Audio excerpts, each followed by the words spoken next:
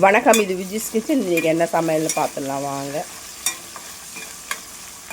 இன்றைக்கி வந்து கத்திரிக்காய், முருங்கைக்காய், பலாக்கொட்டை இதை போட்டு தான் காரக்குழம்பு வைக்க போகிறோம்.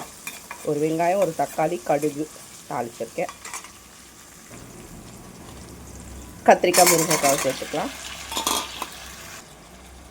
அடுத்து பலாக்கொட்டை. இது கொஞ்ச நேரம் நல்லா இந்த தக்காளி வெங்காயத்தோடு வதங்கணும். இது கூட தேவையான அளவு உப்பையும் சேர்த்துக்கலாம்.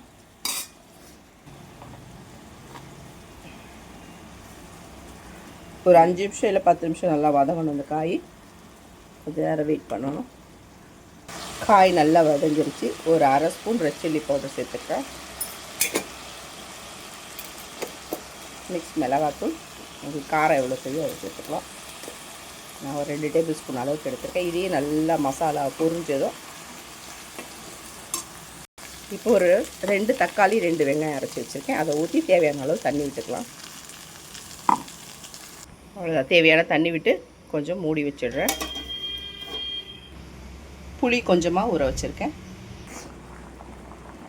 இப்போ கொத்தமல்லி சேர்த்துக்கிறேன். தேவையான அளவு கொத்தமல்லி சேர்த்துட்டு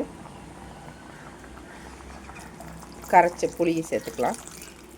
இது நல்லா ஒரு கொஞ்சம் கொதிச்சு தான் ஆஃப் பண்ணிடணும். அவ்வளோதான், நல்லா கொதி வந்தது ஆஃப் பண்ணிட்டோம்னா காரக்குழம்பு ரெடி. சூப்பராக பலாக்கொட்டை எல்லாம் போட்டு பண்ணியிருக்கேன்.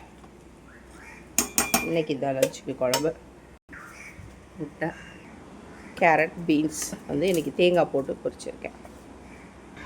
அடுத்து ஒயிட் ரைஸ். இன்றைக்கி இவ்வளோதான் லஞ்சு. வீடியோ பிடிச்சிருந்தால் லைக் பண்ணி, ஷேர் பண்ணி, கமெண்ட் பண்ணுங்கள். மறக்காமல் நம்ம சேனலை சப்ஸ்கிரைப் பண்ணுங்கள். வணக்கம்.